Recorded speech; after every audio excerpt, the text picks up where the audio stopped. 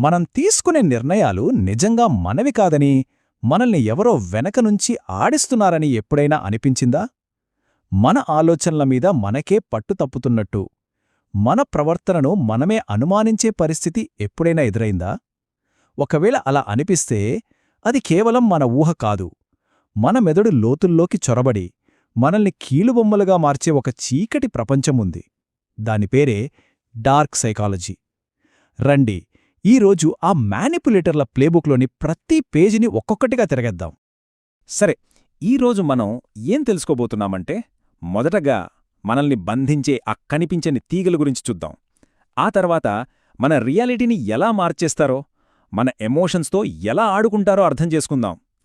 వాళ్లపై పూర్తిగా ఆధారపడేలా చేసే ప్రమాదకరమైన పద్ధతుల గురించి తెలుసుకుని, ఫైనల్గా ఈ మానసిక బానిసత్వం నుంచి బయటపడి ఆ తీగలను ఎలా కత్తిరించాలో నేర్చుకుందాం. రైట్, మన ప్రయాణం ఇక్కడ్నుంచే మొదలవుతుంది. మన చుట్టూ అల్లుకున్న ఈ కనిపించని ప్రభావం, ఈ దాగి ఉన్న కంట్రోల్ వెనుకున్న అసలు రహస్యమేంటో తెలుసుకునే ప్రయత్నం చేద్దాం. ఒక్క క్షణం ఆలోచిద్దాం. మనం రోజు తీసుకునే నిర్ణయాలు, అవి నిజంగా మన ఆలోచనల నుంచి వస్తున్నాయా, లేదంటే ఎవరినో సంతోషపెట్టాలని, వాళ్ళేమనుకుంటారో అని భయపడి తీసుకుంటున్నామా? ఇష్టం లేకపోయినా, ఎదుటివాళ్లని బాధపెట్టలేక సరే అన్నప్పుడు మనలో కలిగే ఆ గిల్ట్ ఫీలింగ్, ఆ అపరాధ భావన, తెలుసా, అదే ఒక మ్యానిపులేటర్ చేతిలో చాలా పదునైన ఆయుధం. డార్క్ సైకాలజీ అంటే సరిగ్గా ఇదే. ఇతరుల మైండ్స్ని తమకు అనుకూలంగా మార్చుకునే ఒక చీకటి విద్య. ఇందులో అత్యంత ప్రమాదకరమైన విషయమేంటో తెలుసా? కంట్రోల్ చేయబడుతున్న వ్యక్తికి తాను చాలా స్వేచ్ఛగా ఉన్నాననే భ్రమ ఉంటుంది. కాని నిజానికి వాళ్ల చేతిలో ఉన్న తీగలను మరొకరు లాగుతున్నారన్న విషయం వాళ్ళకస్సలు తెలియదన్నమాట. ఇప్పుడు మనం మ్యానిపులేటర్ ప్లేబుక్లో చాలా ప్రమాదకరమైన చాప్టర్లోకి అడుగుపెడుతున్నాం. ఇవి కేవలం మన ప్రవర్తనను మార్చే టెక్నిక్స్ కాదు, మన కళ్ల ముందున్న నిజాన్నే మార్చేసే శక్తివంతమైన ఆయుధాలు. Gas lighting. ఈ పదం 1944లో వచ్చిన గ్యాస్ లైట్ అనే సినిమా నుండి పుట్టింది. ఆ సినిమాలో ఓ భర్త కావాలనే ఇంట్లో గ్యాస్ లైట్ల వెలుగును తగ్గిస్తూ, అది గమనించిన భార్యతో నీకు భ్రమ, అంతా బాగానే ఉంది అని నమ్మిస్తాడు. చివరికి ఏమవుతుందంటే, ఆమె తన మానసిక స్థితినే అనుమానించడం మొదలుపెడుతోంది. గ్యాస్ లైటింగ్ చేసేది కూడా అదే. మనల్ని మనమే అనుమానించేలా చేసి, వాళ్లపై పూర్తిగా ఆధారపడేలా చేసుకోవడమే దాని అసలు టార్గెట్. నేను ఆ మాట ఎప్పుడూ అనలేదు, అదంతా నీ ఊహ మాత్రమే, ప్రతి చిన్న విషయానికి ఇంత డ్రామా అవసరమా, ఈ మాటలు ఎక్కనో విన్నట్టనిపిస్తున్నాయా? ఇవి గ్యాస్ లైటర్ల స్క్రిప్ట్లోని చాలా కామన్ డైలాగ్స్. వాస్తవాన్ని కాదని చెప్పి, మన ఫీలింగ్స్ని కొట్టిపారేసి, నెమ్మదిగా మన ఆత్మవిశ్వాసాన్ని తినేస్తాయన్నమాట. మనల్ని మనంగా నిలబెట్టేవి మన జ్ఞాపకాలే కదా. మరి ఆ జ్ఞాపకాలను కూడా మార్చేయొచ్చని ఎప్పుడైనా అనుకున్నారా? సైకాలజిస్ట్ ఎలిజబెత్ లాఫ్టస్ చేసిన లాస్ట్ ఇన్ ది మాల్ ప్రయోగం సరిగ్గా ఇదే నిరూపించింది. చిన్నప్పుడు ఓ మాల్లో తప్పిపోయినట్టు ఒక కల్పిత కథను చెప్పి చాలామందిని అది నిజంగానే జరిగిందని నమ్మించగలిగారు. అంటే చూడండి, మన జ్ఞాపకాలను కూడా ఎంత సులువంగా మార్చేయగలరో. రియాలిటీని మార్చడం ఒక ఎత్తు అయితే, మన ఎమోషన్స్ని హైజాక్ చేయడం ఇంకో ఎత్తు. ఎందుకంటే ప్రేమ, భయం, గిల్ట్ ఇవి మనల్ని నడిపించే అత్యంత పవర్ఫుల్ ఫ్యూయల్స్.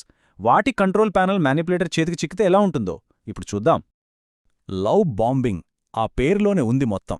మొదట్లో ఎలా ఉంటుందంటే, ప్రేమతో మనల్ని ముంచేస్తారు. అంతులేని పొగడ్తలు, గిఫ్టులు, విపరీతమైన శ్రద్ధ, అంత ఒక కలలా అనిపిస్తుంది గదా. అప్పుడు మన బ్రెయిన్ డోపమైన్తో నిండిపోయి ఆ వ్యక్తి మనకు ఒక వ్యసనంలా మారిపోతాడు. ఇక వాళ్ల మాయలో పూర్తిగా పడిపోయామని వాళ్లకు అర్థమయ్యాక సడన్గా ఆ ప్రేమను మొత్తం ఆపేస్తారు. అప్పుడేమవుతుంది? వాళ్లనించొచ్చే ఆ చిన్న ప్రేమ కోసం ఎంతకైనా తెగించేలా మనల్ని తయారుచేస్తారు. ఇది అచ్చం గ్యాంబ్లింగ్కి బానిసని చేసే టెక్నిక్ లాంటిదే. అపరాధ భావన అంటే గిల్ట్, మరియు అవమానం అంటే షేమ్. ఈ రెండిటికీ మధ్య చాలా పెద్ద తేడా ఉంది. నేనొక తప్పు చేశాను అనిపించడం గిల్ట్, కానీ నేనే ఒక తప్పు, నా ఉనికియే ఒక తప్పు అనిపించడం షేమ్. మానిపులేటర్లు గిల్ట్ని వాడితే మన చర్యలను కంట్రోల్ చేస్తారు, కానీ వాళ్ళు షేమ్ని వాడితే మన అస్తిత్వాన్నే ప్రశ్నించి మనల్ని పూర్తిగా నాశనం చేస్తారు. ఇక అన్నింటికన్నా శక్తివంతమైన ఆయుధం భయం. ఇది హ్యూమన్ కంట్రోల్కి ఒక మాస్టర్ కీ లాంటిది. ఎందుకంటే భయం మన మెదడులోని లాజికల్ పార్ట్ని పూర్తిగా షట్డౌన్ చేస్తోంది. 17వ శతాబ్దంలో జరిగిన సేలం విచ్ ట్రయల్స్ దీనికి ఒక భయంకరమైన ఉదాహరణ. మంత్రగత్తెలు ఉన్నారనే భయం ఒక ఊరి ప్రజలు ఒకరినొకరు చంపుకునేలా చేసింది.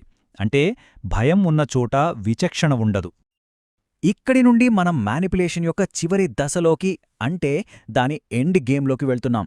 ఇక్కడ లక్ష్యం కేవలం కంట్రోల్ చేయడం కాదు, ఒక వ్యక్తి సంకల్ప శక్తిని పూర్తిగా విరిచేసి వాళ్లను తమ మానసిక బానిసగా మార్చుకోవడం.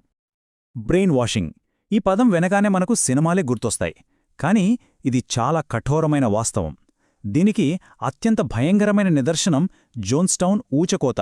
అక్కడ వాళ్ళ నాయకుడు జిమ్ జోన్స్ చెప్పాడని 900 మందికి పైగా ప్రజలు విషం తాగి ఆత్మహత్య చేసుకున్నారు. వాళ్ళని ఎవరూ బలవంతం చేయలేదు. వాళ్ళు తీసుకునేది సరైన నిర్ణయమే అని నమ్మేలా వారి మెదళ్లను పూర్తిగా కండిషన్ చేశారు. ఈ బ్రెయిన్ వాషింగ్ ప్రాసెస్ ఒక సిస్టమాటిక్ పద్ధతిలో జరుగుతుంది. మొదటి స్టెప్ ఐసోలేషన్, అంటే బయటి ప్రపంచంతో సంబంధాల్లేకుండా చేయడం. రెండవది డిస్టెబిలైజేషన్, అంటే నిద్ర, ఆహారం లాంటివి లేకుండా చేసి వాళ్లను మెంటల్గా వీక్ చేయడం. మూడవది ఇండాక్ట్రినేషన్, అంటే కొత్త సిద్ధాంతాలను, నమ్మకాలను వాళ్ల మైండ్స్లోకి ఎక్కించడం. చివరిది రీఇన్ఫోర్స్మెంట్, అంటే ఆ కొత్త నమ్మకాలను పదే పదే బలపరచడం. దీనికొక క్లాసిక్ ఉదాహరణ ప్యాటీ హర్స్ట్ కేస్. 1974లో ఈమెను ఒక టెర్రరిస్ట్ గ్రూప్ కిడ్నాప్ చేసింది. కేవలం 2 నెలల్లో ఆమె వాళ్లకు సపోర్ట్ చేస్తూ మెసేజ్లు పంపడమే కాకుండా వాళ్లతో కలిసి బ్యాంకు దోపిడీలో పాల్గొంది. ఆమె సంకల్పం పూర్తిగా విరిగిపోయింది. దీన్నే లెర్న్డ్ హెల్ప్లెస్నెస్ అంటారు. అంటే తప్పించుకోవడం అసాధ్యమని ఒకసారి నమ్మాక ఇక ప్రయత్నించడమే మానేయడమన్నమాట. దీన్ని బట్టి మనకు అర్థమయ్యేదేంటంటే, ఒక మ్యానిపులేటర్ మన నుండి దొంగిలించే అత్యంత విలువైన వస్తువు మన స్వేచ్ఛ కాదు. స్వేచ్ఛను తిరిగి పొందగలమనే మన నమ్మకాన్ని వాళ్లు దొంగిలిస్తారు. ఆ నమ్మకం పోయిన క్షణం మనిషి పూర్తిగా ఓడిపోయినట్టే. సరే, ఇంతసేపు మనం సమస్య యొక్క చీకటి లోతుల్లోకి వెళ్ళాం.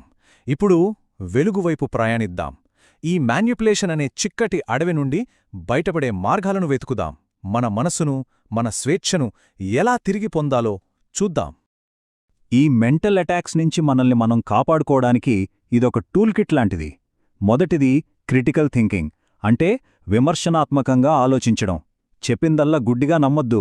రెండోది డిఫరెంట్ పర్స్పెక్టివ్స్ నుంచి సమాచారాన్ని తెలుసుకోండి. ఎవరైనా మనలో భయాన్ని, గిల్ట్ని రెచ్చగొడుతున్నారని అనిపిస్తే వెంటనే గుర్తించాలి. క్లియర్ బౌండరీ సెట్ చేసుకోవాలి. అన్నింటికన్నా ముఖ్యం మన ఇంట్యూషన్, అంటే మన అంతరాత్మ చెప్పే మాటను నమ్మాలి. ఎక్కడో ఏదో తప్పు జరుగుతుందని అనిపిస్తే చాలా మటుకు అది నిజమే అయ్యుంటుంది. ఇక అన్నింటికన్నా కీలకమైన ఒక్క విషయం, ఎప్పుడైతే ఒక విషయాన్ని క్వశ్చన్ చెయ్యకూడదని మనపై ప్రెషర్ వస్తుందో ఆ క్షణమే అది ఒక పెద్ద రెడ్ ఫ్లాగ్ అని గ్రహించాలి. సందేహించడం, ప్రశ్నించడం ఇవే మ్యానిపులేషన్కు విరుగుడు. ప్రశ్నించే హక్కును ఎప్పటికీ వదులుకోకూడదు. ఇప్పుడు మనకు ఈ గేమ్ ఎలా ఆడాలో, ఈ కనిపించని తీగలు ఎలా పనిచేస్తాయో తెలిసింది. ఒకసారి మన చుట్టూ ఉన్న ప్రపంచాన్ని ఈ కొత్త కళ్లతో చూద్దాం. మన పర్సనల్ లైఫ్లో, సమాజంలో, రాజకీయాల్లో ఈ తీగలను ఎవరు, ఎక్కడా, ఎలా లాగుతున్నారు గమనించడం మొదలుపెట్టండి.